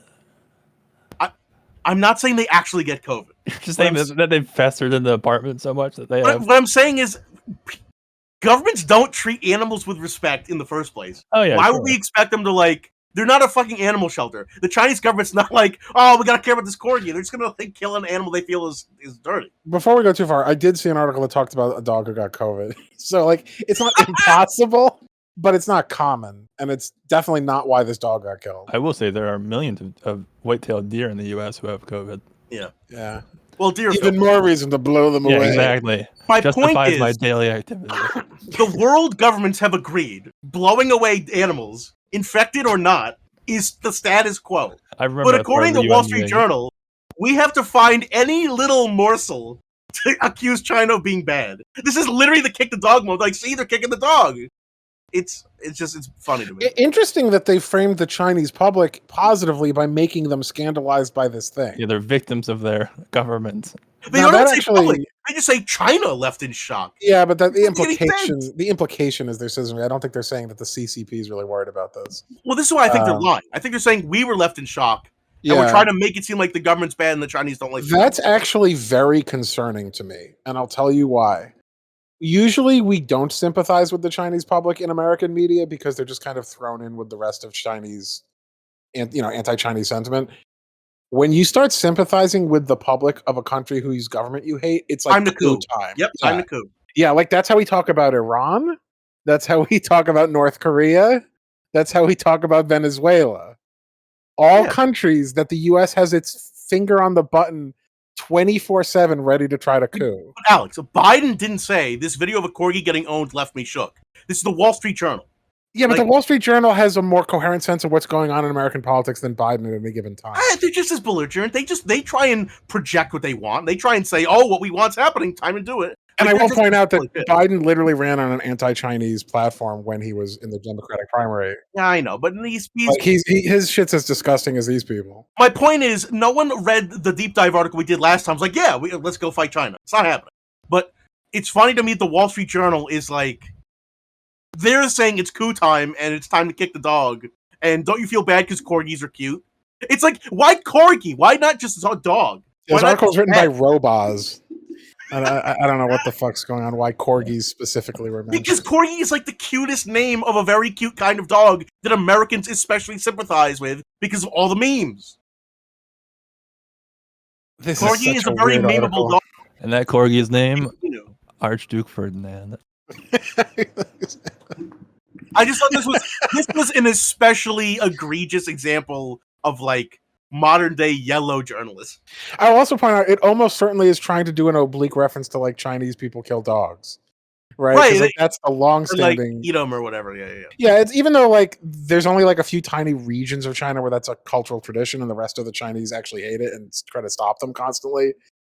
Including the government itself. Yeah. It's constantly smeared as though like the CCP loves eating dogs. And it's like, it's not even remotely true. So this almost kind of gets into that, like, there's nothing more lovable than dog, and the Chinese kill them. Like, come on. And then they fed on its flesh. Like, the Wall Street Journal has no limits. Get the fuck over yourself. Like, film any random day in a typical pound and see how many dogs get put down. Yeah, America loves killing dogs too. Like America has enormous numbers of dogs. Like a horrifying number of dogs are getting put down just because we don't have the resources to. I don't think we've mentioned it on this show, but there's a not great, but a very funny news story where this woman, cops have like busted into her house twice and killed her dog both times. Yeah. So she basically tried to like arrest her boyfriend. They came in and blew the dog away first thing because it barked. This isn't actually funny, but it almost makes it. She moved. She got a new dog. And the cops went in again and blew away your dog first thing. I was going to say, what did a dog rise again after 3 days just in time to get killed by the police? That was a new dog. America will not, the cops do not want this woman to have a dog or a life. All right, that's an aside. She's afraid to buy a third dog. Any parting thoughts? Just that when you first read it out, I've said this before, but my first thought was, I can't believe someone got paid to write this. Yeah, well. So theatrical, so wordy. It is what it is. We live in a society. China engineered this virus so they could kill this corgi. That's the... It was an elaborate op. Yeah, they were playing 8D chess. All right, well, we're going to finish up with the Wall Street Journal. We're not going to finish with the episode. What I'm saying is we're going to have one more Wall Street Journal. Here it is. Opinion. Biden policy disrespects both science and religion. Somehow. Daily double. This is for what we were talking about with them, like, tasting the tea leaves and seeing where the wind's blowing on Biden. Apparently they're unhappy with Biden, too. And in a totally incoherent way. I was unaware he had coherent policy. What do you think they're talking about? It reminds me of the, like, Biden betrays consumers for union workers bullshit. Like, Biden can't catch a fucking break, man. Like, he sucks, but he's getting flack for shit that he doesn't even talk about or doesn't even do anything about. All he's been doing for months is trying to get his stupid fucking bill passed that didn't even work. So what was the policy? Has he done anything pro-trans? Because that's like the most obvious hot button topic that interesting that you think like there would be some gray area between science and religion. Yeah, because right-wing cranks love to be like, oh yeah, the science is fake because you know two sexes, and obviously religion for a myriad of reasons. But I don't remember him coming out in any major way in support of trans rights. I bet he famously flubbed it. Yeah, at least 3 genders, Mac. Yeah, but his flubbing was actually a save. That was actually the he could have put his foot in his mouth in way worse ways, but the 3 genders like meme actually saved his ass. It was an affable fuck up, but it was still a fuck up. He didn't say like there's a spectrum of gender or there's not a specific limit, or gender and sex are not the same thing, or people can identify whichever way they want. Like there's a lot of correct answers to that question. That was not one of them. He was not like 7. Like it was like the answer. It wasn't a specific number. Like he was guessing it like he was at a math test. Like that's not how it works. But anyway, I think Aiden was right. Oh, really? I don't know what they're referring to. I can't read the whole thing, but the opening line's like Biden said young men can go in women's dorms or some shit. God damn it! It's dorm raiders. Like, wait, so co-ed dorms? I guess is what they're being talking about? co-ed is not is both a violation of science and religion. Yeah, here's I don't the know. Who knows? subhead. Dear listeners, this is the scandalous thing that the Biden administration wants to do. The administration seeks to force our Christian college to let men live in women's dorms. And rape them, presumably. I Like, I don't know what the next line is. I didn't realize this was written by someone who's 300 years old. Yeah. I mean, the idea of co-ed dorms is essentially Satanism. You know how everyone makes fun of like Hasidic Jews who can't have men and women sitting on the same side of a plane? Right. It's just that, but for Christians. Exactly. But they can be in the plane. Unless that part is not against God's plan. Being in this abomination against gravity that defies all logic and clearly the intention of God to hurtle through space, limit us to the land, hundreds of miles an hour, using like pure heat and Satan energy and dinosaurs that don't exist. That's fine, but men and women can't be on the same side of the abomination. All right, so this is even dumber than I thought it was, and I'm here for it. Wow, yeah, so stupid. All right, I opened this up because you've linked it, and that's the door has been opened. Just this like is the door beyond to the analysis. On. The door, just like the door to the women's bathroom for men. Here's a line from it. It's a sentence fragment. College campuses have certainly been super spreaders for the sexual revolution. Not on the Christian campuses, you idiot. These kids fucking. And it's like COVID, right? Oh my god. Holy shit. This is hilarious. How did I stumble upon such a good news story? These horny freshmen will spread the demon sperm throughout the campus.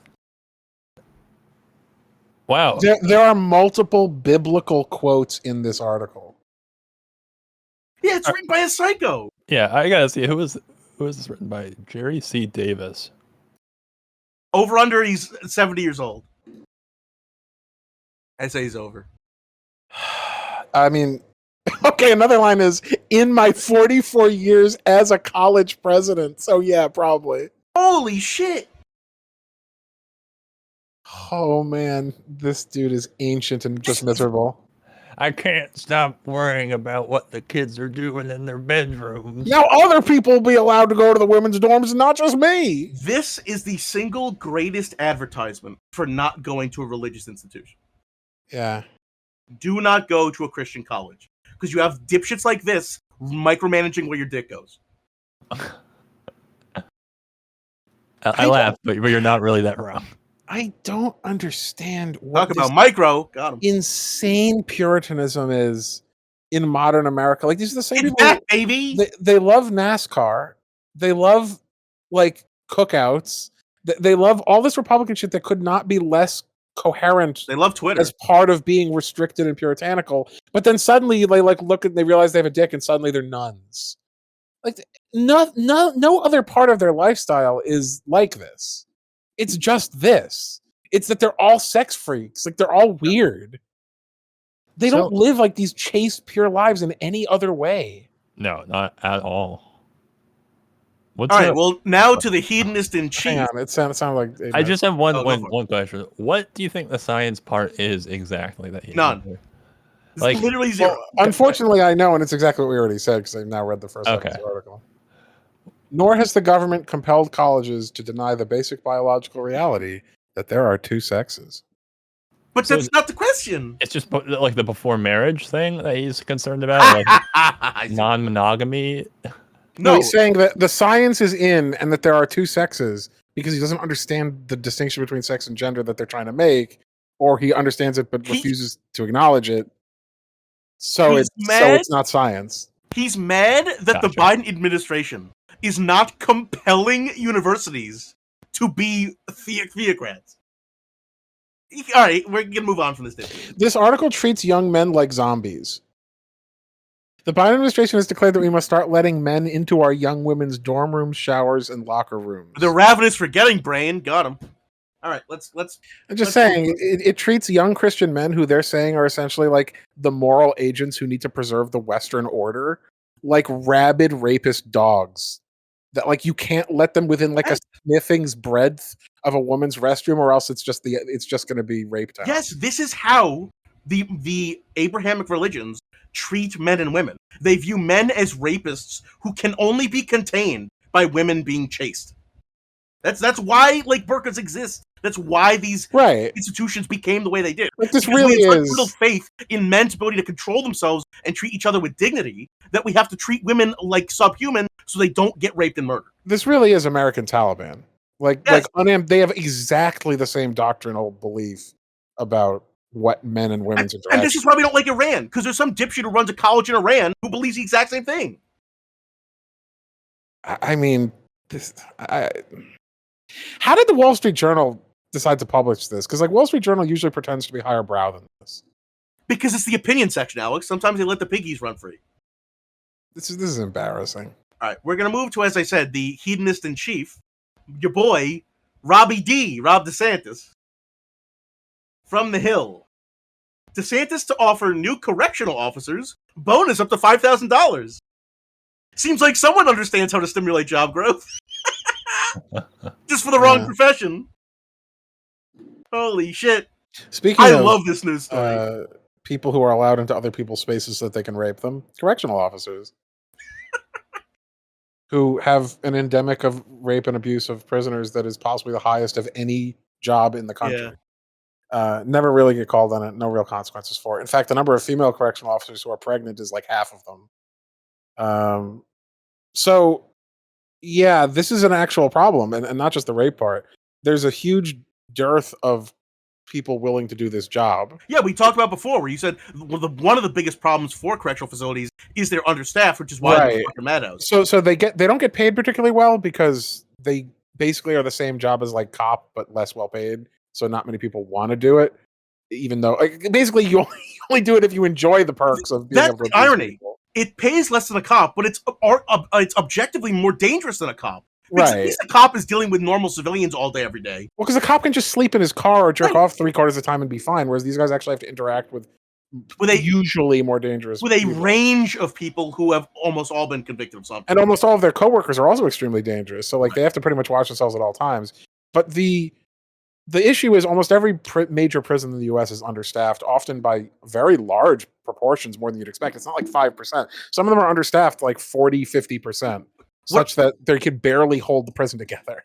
What I find funny about this article in particular, though, is it's in the wake of all the articles like, man, workers just suck ass. They're not accepting low wages. Right, exactly. And it also reminds me of all the articles that are like, the cop union is fighting for them to not get vaccinated. Like, he's got the financial incentive. He understands, like, you need to stimulate the economy for these people if you want to get them to do job. But it's for an evil institution. It's like, it's the greatest, like, hero sandwich combined, what are those big layered turkey sandwiches? What are they called? Club sandwiches. It's like a club sandwich of all the all the right mechanisms for all the wrong people. It's really funny. Last week we were talking about an insane article which was very similar to the movie Dr. Strangelove, and that sort of has reminded me of something. They talked in that movie as humorously about a mine shaft gap, which is the gap between who has the most mine shafts for survivors following a nuclear apocalypse. I never thought I'd say this, but America has a sociopath gap, which is we don't have enough sociopaths to fill all of these prison jobs. Because you kind of have to be to enjoy it, because it's not very well paid and all the perks are basically about being an abuser. Yeah. So, America, because it has way too many prisons relative to its population, does not have a large enough percentage sociopaths to fill all these correctional facility jobs. So if we had a normal number of prisons, we could have filled them. Now we're stretched thin. There's not enough evil Americans. I think there are enough evil Americans. They're just not in the right field. Yeah. They just need job training to change on the job. Yeah, or they want to make like the guy who runs that school could easily do this. Go ahead, Aiden. No, yeah. Or they're evil, but they have aspirations of actually living a comfortable life, which. Yeah, they're not evil enough to warrant a low standard of living. They're evil, but they're not going to lower their standards. Now they might. $5,000 for bucks. They can never go down in living quality. Well, it's like, what happens at the end of Lord of the Rings, right? Like half the orcs get like sucked into an earthquake. It's like, do you think that the orc unions demanded more wages after that because there weren't enough orcs? Because that's kind of like what this is like to me. It's like, well, they're not good, but they are technically workers in the sense that they are at the low end between them and a boss. So like the prisons don't want to pay better salaries for these jobs because they don't really require any special And skills. it's not like these private prisons raking money like. Right. Yeah, exactly. And these people are not good, but they still should be better paid relative to the prison. And they rake in that money from the state, by the way. So they rake in that money not from like generating wealth and like generating value. They do it from extorting taxpayers. Yeah. So to me, this is kind of like, would you support your local orcs union? I mean, I guess. I don't know. Nah, I got better. It's like we talked about. Think about the orcs. Think about all the baddies who need help. Why is it fair that they keep losing? All right. Well, we're gonna. I didn't mean to focus on religion, but I guess when I compiled all these articles, a lot of them had to do with it. So we're gonna stick with the hill. Talk about our boy, Mikey Flynn, traitor-in-chief. Okay. Mikey Flynn says the U.S. of the U.S. we have to have one religion. Is that just a book with Trump on it? I mean, I swear to God, these people, like, they really do belong. Like, they need to have their own hadiths. This is fucking crazy. He'll be happy to hear that we don't just have one. We have many religions. We're already well past the starting point. We gotta have one though. As everyone knows, America was founded as a one religion country.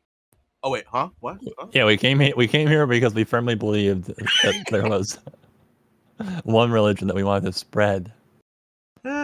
He's saying this about a guy like in defense of. I don't know if he's necessarily talking about Trump, but I mean, he's just a religious, like a right wing Christian.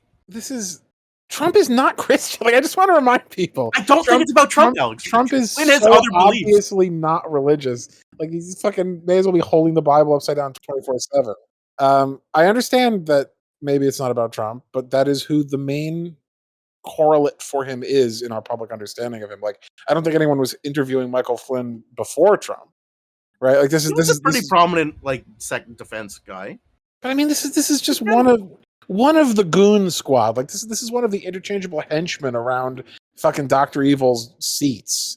I don't think anyone really gives a shit about Flynn, except how liberals think they can get Trump with him, and conservatives think that like his winning his case is essential to owning the libs. Like, does anyone care about this guy other than the context of Trump? I don't know. I think it's a little different. I think Trump gave a platform for all these conservative like weirdos to suddenly have presence, and now that they have a platform, they're free to talk about whatever they want. Not everything comes back to Trump. I think they're just like, oh, you want to hear my political opinions now because Trump anointed me? Well, want to hear my views on religion? Want to hear my views on like war? Like, they're just going off about whatever random bullshit they believe that they never had the opportunity to talk about before. Mm-hmm. Yeah, I mean, I obviously we all think this is ridiculous. Michael Flynn is a complete joke, but also a traitor to the country. Yeah, of course. One of the few people actually like deserving of the death penalty, according to America. Literally a traitor. It's rare that you find one who's just like, yes, they are literally a traitor. Imagine if fucking Benedict Arnold had Twitter. Like, this is what he is. Benedict Arnold, I have much more respect for. I know he's a kind of mixed figure, but the point is, someone who is unambiguously in American history will be seen as a villain, and traitor. Yeah, he's made it into the dictionary next to that word.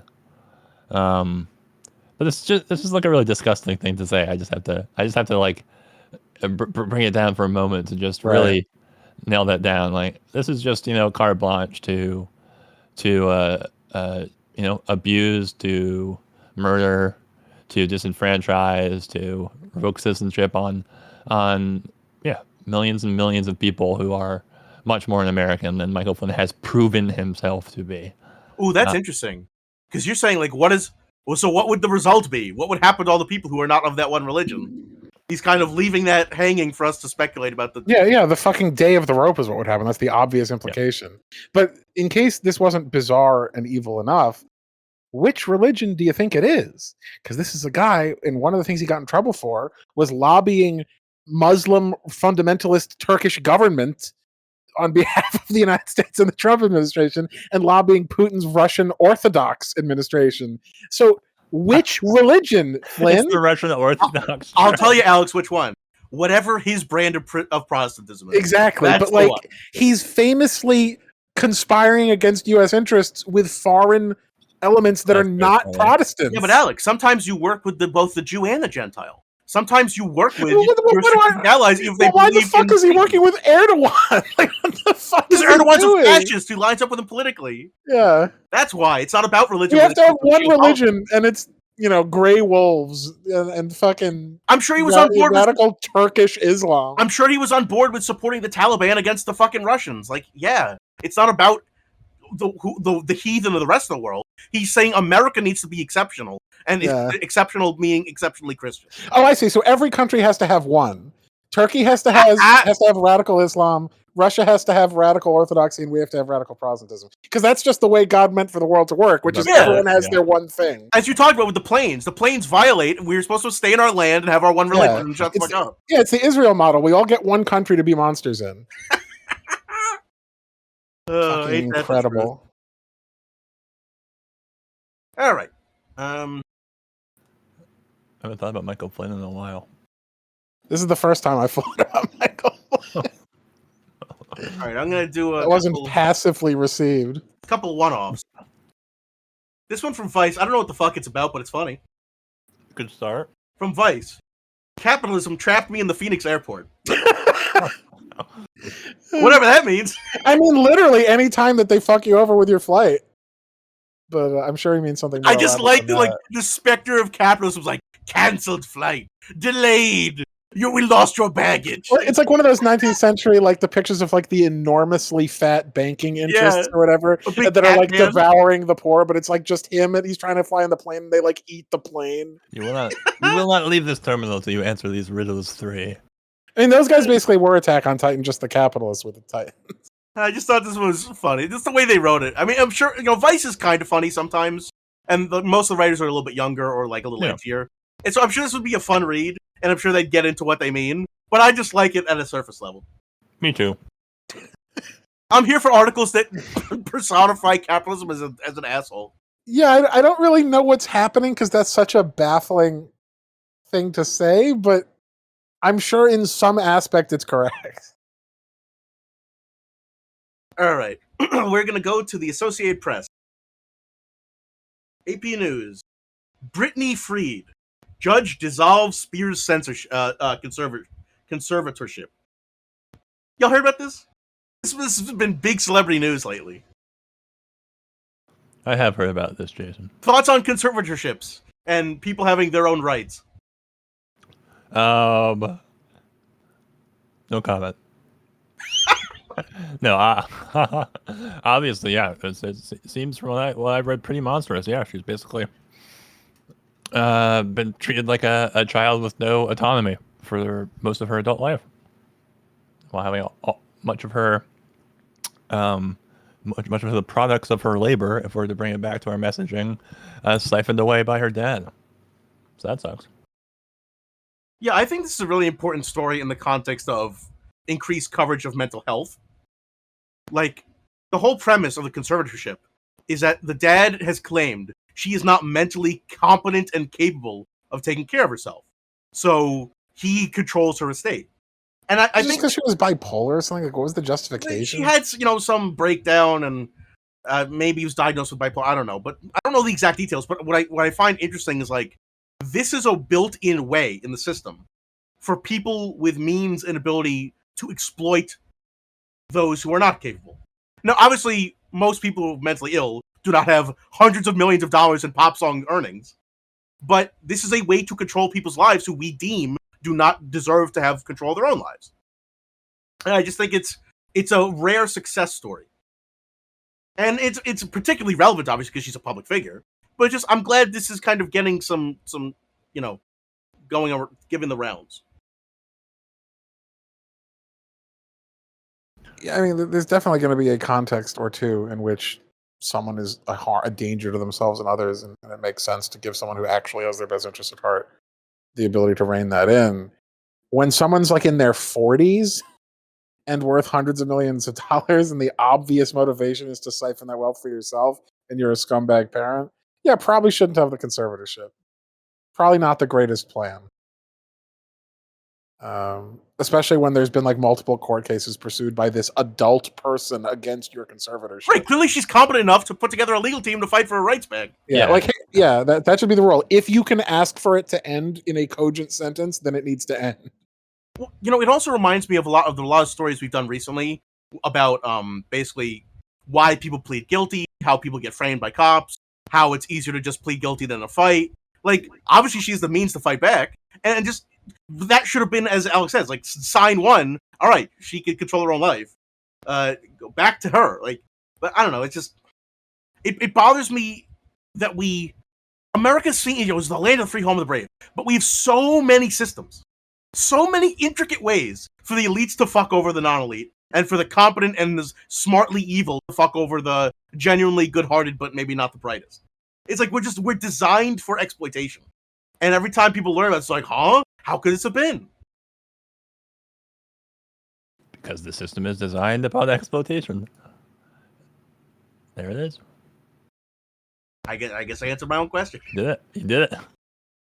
Bad news, folks. Well, it's also the American style exploitation, which is cloaked in mysticism and distraction and legalism. Yeah. It's like, it's not exploitation. It's just giving a parent control over the child because of mental health.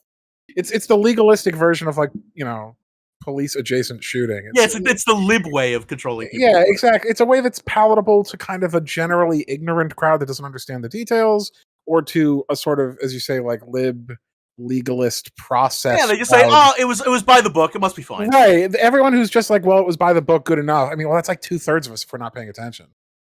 Like, if you just say, like, what was the procedure followed, and then someone says yes, it's like, all right, I've lost interest for most things. I mean, that's where most people are at. So, like, as soon as you get past the fact that, like, process was technically followed, even if it probably wasn't, but, like, it looks like it was followed, okay. Like, the whole fucking country got over multiple instances of this with, like, our presidential election stolen. We're like, well, process was kind of followed, so, like, what? Even though it explicitly wasn't. Yeah, even when it was clearly not followed. Like, that's just how we operate. It's like, well, process is in. The outcome doesn't really matter. Yeah, at this point, we just assume process was followed. Yeah. We're like, wait, people can be nefarious? Huh? Like, if an evil doesn't get corrected for long enough, then process must have been followed. Yeah.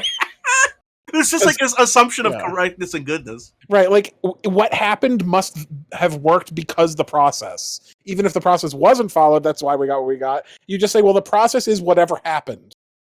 That's how we act. It's just deterministic, huh? Yeah. It's totally backwards. Thing happened, must have been done correctly. Yeah. All right. We are running low on time, but I've got a big batch from 2 news sources that I think are peak relevancy for our style. All right, I'm going to start with Yahoo. This from Yahoo News. Unvaccinated by choice? COVID patients must pay for own medical bills from December 8th. What a dystopian nightmare.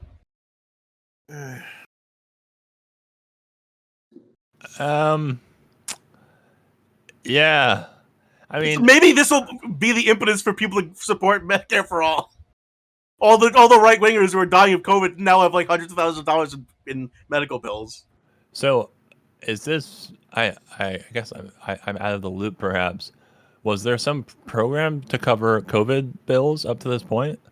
Or are they just saying, like, because that's what this suggests, right? No, you've actually hit on the real dark part of this. It's insurance companies not going to pay their bills. This is just a handout to the insurance companies. Okay, that's why it's not about a public program. Yeah. Well, I don't know. There might have been some like emergency powers activated where it's like people. This is not like a pre-existing condition. This is a contagious disease. Obviously, I don't know. I never got COVID. I never went to the hospital. I don't know how this was handled from a insurance and money perspective. To me, the only other thing this could be referring to is pay their own emergency room bills, which, if you don't have the money, are usually paid for by the state. Yeah. Like, in the sense that you show up without insurance or money, they're like, okay, well, the state has to cover the emergency room. However, that doesn't mean they don't try to hound you for the money anyway, first of all. And secondly, that's not usually what this is. Like, you don't just go to the emergency room. You usually get stuck at the hospital for weeks if you have a bad case. And they've got a fucking like respirator for you and iron lung. That was not covered in the first place, which is why COVID can bankrupt you. But why do you think this was written this way? Because to me, this is like the lib. Oh, it's time that we can morally shame the right wing. It's like, oh, you know, the progressives like make fun of us for not having healthcare for everyone. Well, now the right wingers eat it. Don't you like that? To me, this is another one of those shame articles, like one of our very first episodes, where it's a permission article, not a content article. Well, if it is about insurance, it's very weird that they don't include that in the headline at all, which leads me to believe either, yeah, it is like kind of cover for insurance, or it's not even about the U.S., like it's about Canada or something, where... Oh, no, this has got to be about... No, because medical insurance is primarily a U.S. thing in the first place. Well, yeah, but there's insurance to cover our medical bills. Insurance isn't mentioned in the first, in most other countries, medical bills are not a significant expense that you'd even have to write an article on. I think to Alex's point, like that omission's an intentional one to obscure where the money is. There's a famous Lewis Black comedy sketch where he describes the political process, and it's kind of simplistic, but it actually kind of works in this case. Where he's like, Democrats say we have an idea, and the Republicans show up and they say, and we can make it shittier.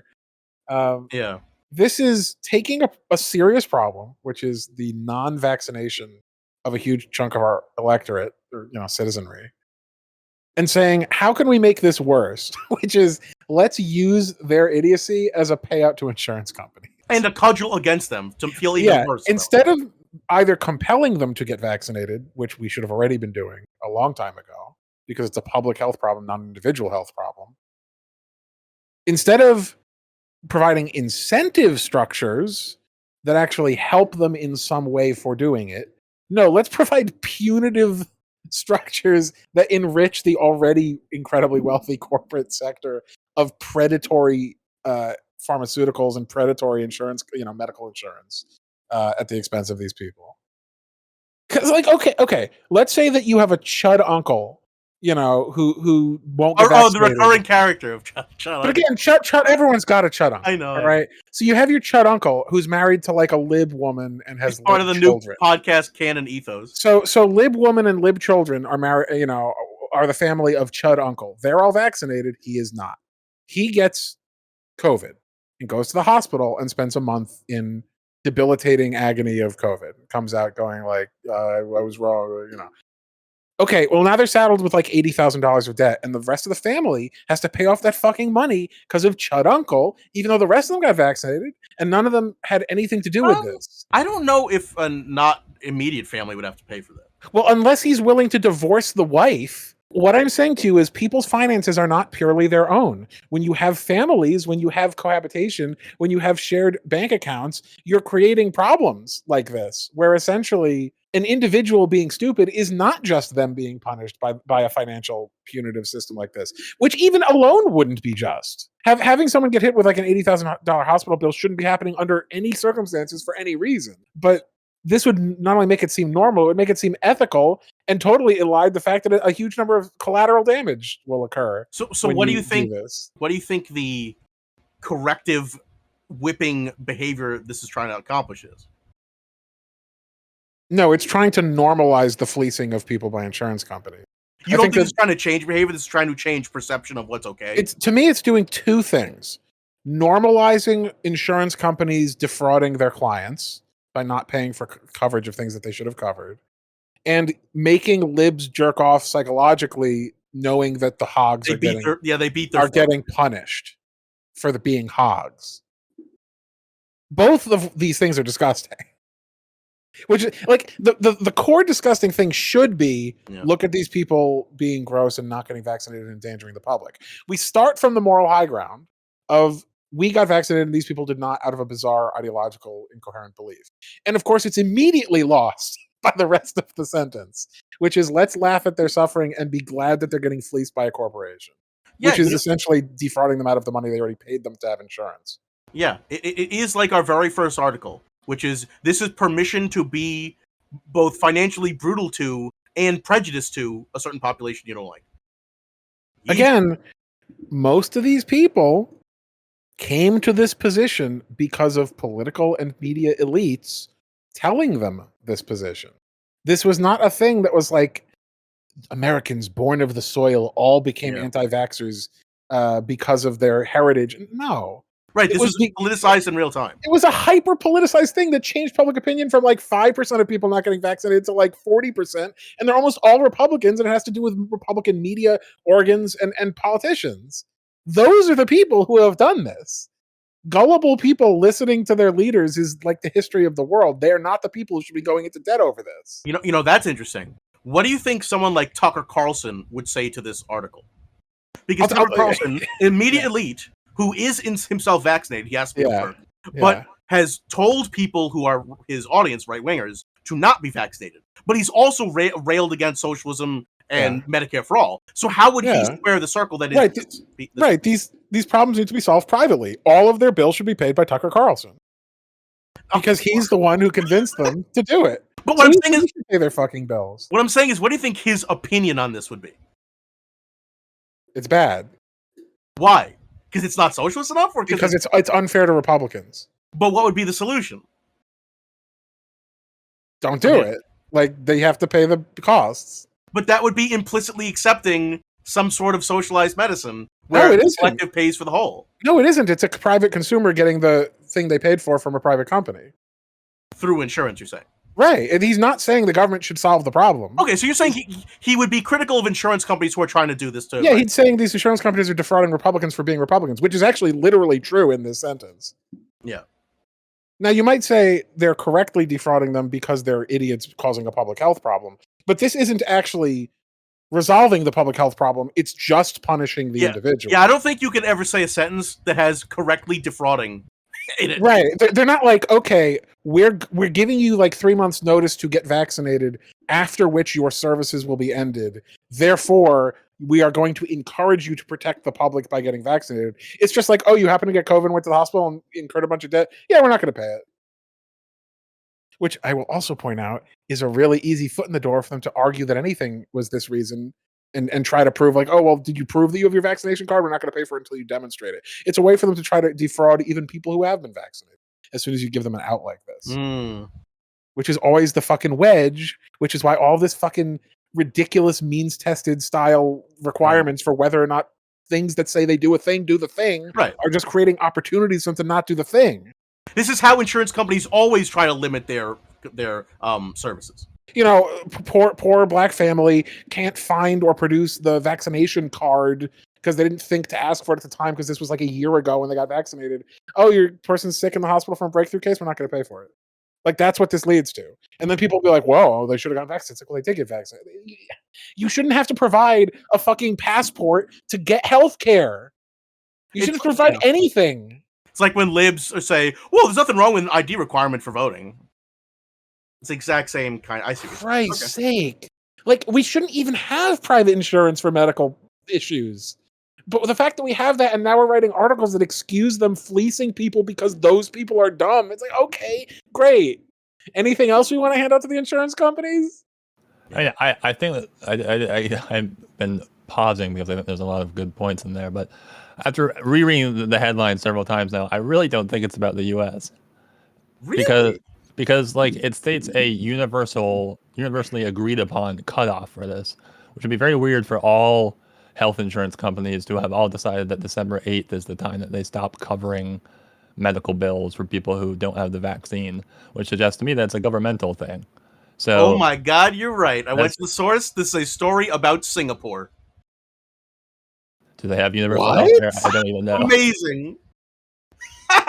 Why is Yahoo covering Why is Yahoo Singapore? News Singapore news? What the fuck? Amazing. Well, but now what we said may or may not even be applicable because I don't know what their health setup is. I certainly doubt it. Oh man, that is funny. But see, that's the joy of this show. Sometimes we just go off and we're totally wrong because we don't have zero context. I find that fun. Some of what we said may be valid, audience. You decide because we don't even know. But even hypothetically, there's nothing stopping insurance companies from doing this in America. Yeah. They collude all the time. They could do the exact same wouldn't be thing. surprised if we do see this roll out. I'm sure they're already doing it quietly. America loves learning from Singapore and Bangladesh how to treat people. Yeah, they already deny you on things that they should be covering you for all the time. So. Find me an American who has not been denied a claim from an insurance company that they shouldn't have been denied. I'll find you someone who doesn't have insurance. Exactly. Like that's an extremely common tactic to save costs is to just defraud their consumers. So yeah, it would not surprise me at all if there was comparable shit like this going on in the U.S. Maybe the U.S. companies are just smart enough not to say it. Yeah, they don't press blast it across the. Yeah. Announcement: the defrauding begins. Yeah. December 8th. Get ready. This summer. All defraud. bets off. This winter. Yeah, All right, well, that was this fun. winter. Jesus. All right, we're continuing with Yahoo News. Now this one I found really interesting because once again we talked about this recently. Where like Yahoo News' political like ethic is totally all over the place. This from Yahoo News: U.S. allies drive much of world's democratic decline. Data shows. Correct. Not clear if that means America or America and its allies, or just America's allies and it's excusing us, but it's not excusing us because we support them and they're bad. Like this one's really interesting. I mean, both America and allies would definitely be true, but it sounds to me like you're just talking about allies. But even so, I mean, yeah, because we have a million dictators that we support. Right, we always support fascists no matter what. Yeah, our foreign policy is always support the most right wing option. Yeah. Yeah, it's the friends that the U.S. has made along this journey. Yeah, but see, now you don't have to listen to left wing cranks telling you. The data shows it.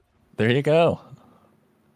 Funny how that happens. Yeah. Every time like authoritarian and right wing institutions are like, we ran the numbers and it turns out the leftists are right the whole time. It's always very funny to me. Because then they don't know what to do. Yeah, it's like the Cyber Ninja audit. All they know how to do is like crunch numbers and hope that those numbers let them do their evil. And they crunch the numbers and it's like, oh. These numbers don't matter. No one will read this. It's based on data. Because this is why they have, there's entire think tanks and like policy wonk institutions designed to getting over the cognitive dissonance of this problem. Yeah. You have groups like Freedom House, which is a far right crank organization that masquerades as a human rights organization that gives a freedom index, which just lists like every capitalist country is good and every left-wing country is bad. And then says like no data pictured for any country you've destroyed. So like they exist to solve this problem, which is to say like, oh, don't worry. If you have like lib friends, you could just show them the freedom index. And then that means capitalism is good. They truly are the freedom fries fast food of think tanks. Yeah. And it's grotesque because like if you do academics, you'll constantly see them referenced as if they're a neutral organization when they may as well just be like a CIA prop.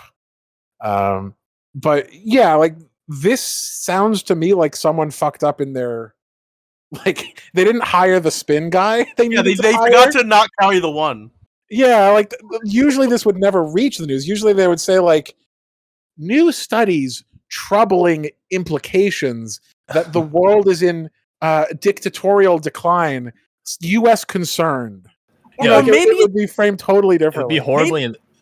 Go ahead, in. It would be something horribly insidious, like U.S. allies in third world countries fail to cling to the roots of democracy. Yeah. U.S. allies fail to live up to the potential of their U.S. alliance, decline to continue American friendship and generosity. U.S. not angry, just disappointed. Exactly. Yeah. I think maybe they did hire the spin doctors, but the data it's not even data. It's so obvious. It's so you can't spin it. We support Saudi Arabia. We support, like, they spun it 360 degrees. My head. Yeah. Basically, every fascist out there we support. Like, two unnamed, 201. Duterte. It's like 72 font, like red letters. That's just like, it's fucked. And they're like, okay, get me a spin doctor. And Code red. They're able to turn it into. Abort. Like, you can't hide the gangrenous wound. Yeah. We support are right wingers. So you don't even need data. Just like look at the map. New data shows that the right wing cannot actually go far enough right for the U.S. to be happy with its foreign policy. Like, our foreign dictators not sufficiently pliant for U.S. interests. Yeah, they still eventually like their countries more than, Yeah. apple pie. It turns out that right-wing dictators are also usually nationalists, which means they're not as willing to be pliant to U.S. interests as we would hope.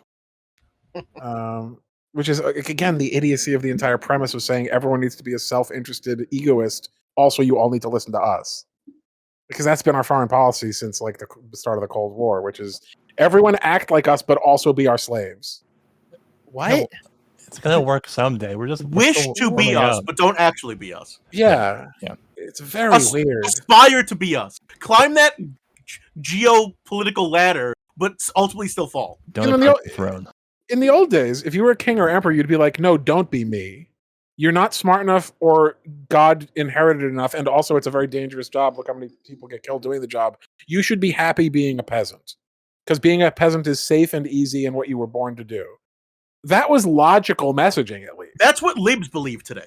Yeah. Like, You can't compete with me. You're not smart. Was rational messaging in the sense that at least the thing they were saying, if followed, would get the society they wanted, where they're in charge and the other people serve them. Messaging, which is everyone should be the king, even though you know when you're saying it that obviously isn't going to bear out. It just leads to a bunch of angry, frustrated people who want to tear down the system, which is what America is. Yeah. All right. Besides, note what every other country is to America. Yeah. All right, we're going to end with why people don't like science anymore. From Yahoo News, this mineral shouldn't exist on Earth's surface. Ethically. But researchers found it inside a diamond. Is this? Don't you love when your science headlines try to like browbeat you into what you should believe? This shouldn't exist. This is an element formed from like the pure suffering of African children.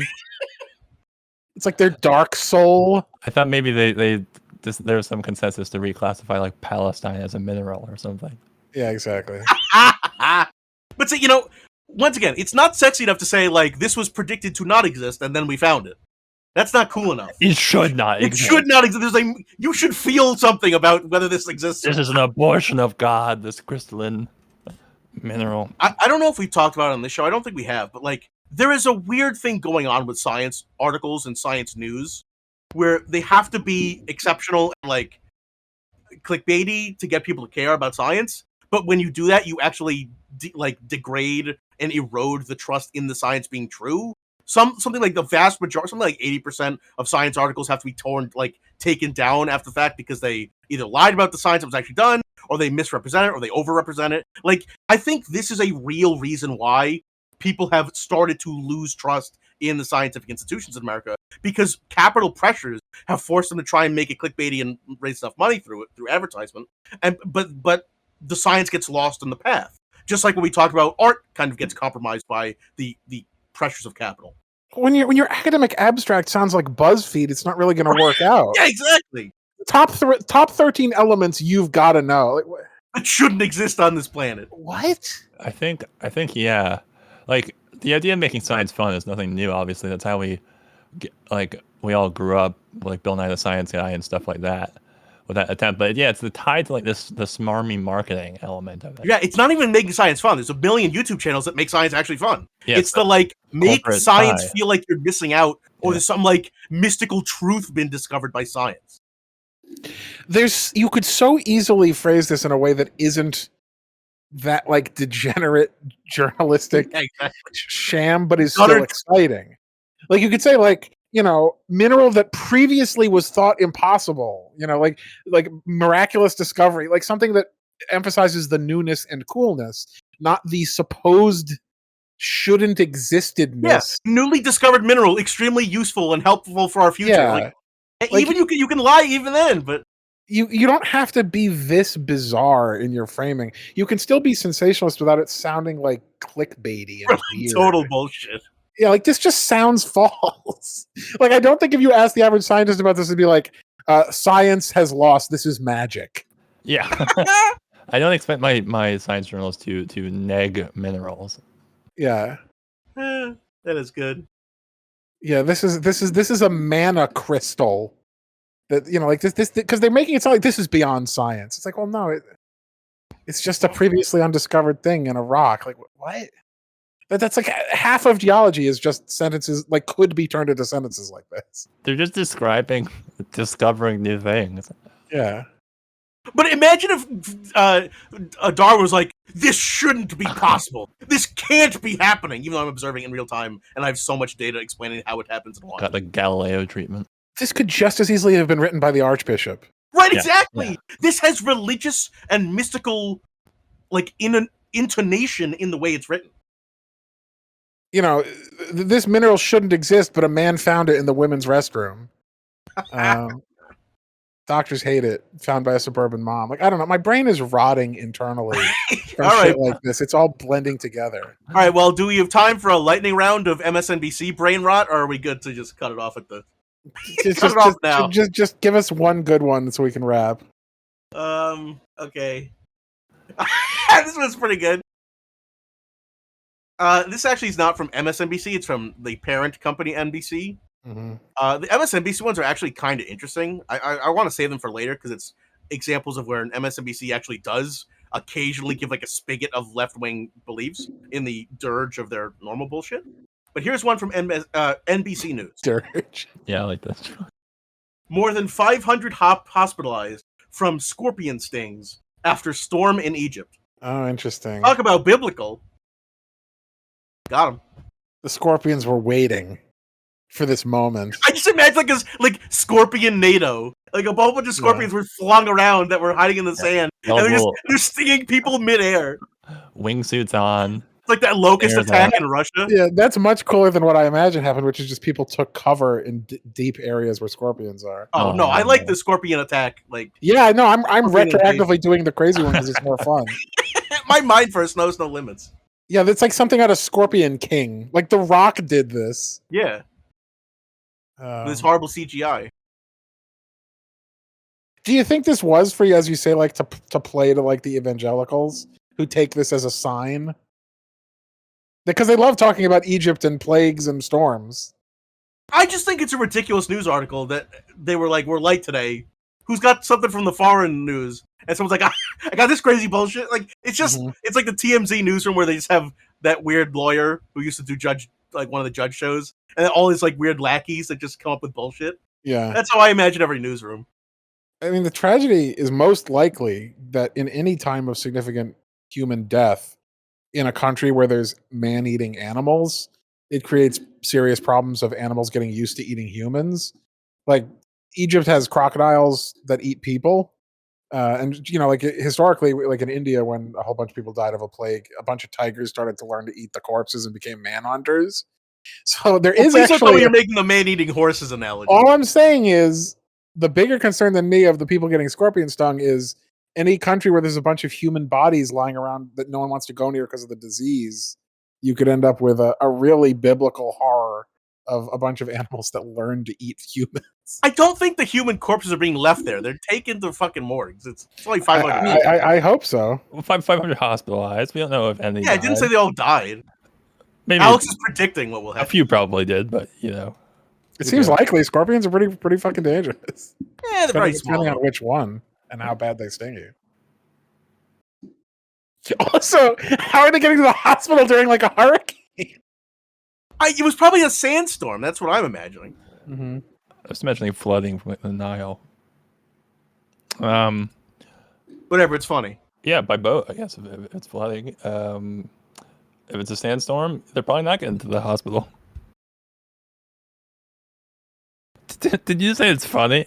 It's okay. This is an objectively funny story. I'm not saying it's like funny that all these people got hurt yes, and that scorpions are dangerous. But the circumstances and the situation is funny. How much you want to bet one of these people had COVID and recovers and people start marketing the scorpion venom, just like the fucking snake venom, as like a new COVID cure? Likely. Yeah. That's how all this bullshit gets started. I'm just saying, give it 2 weeks and we'll start hearing about scorpion shit happening. Yeah. Yeah. Well, one of our Egyptian listeners just heard this and is getting ready to start their own website. Well, you know what I have to say to him or her? Get over here. Okay, there it is. You guys have been great. See you next time. Take care. Finish them. Fatality on the episode.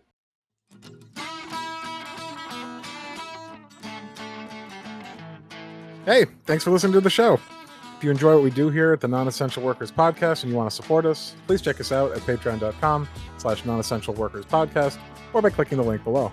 For $5, you get access to the Patreon feed and twice as many total episodes. How many more? I'll say it one more time for the back. Twice. Anyways, thanks and see you next time.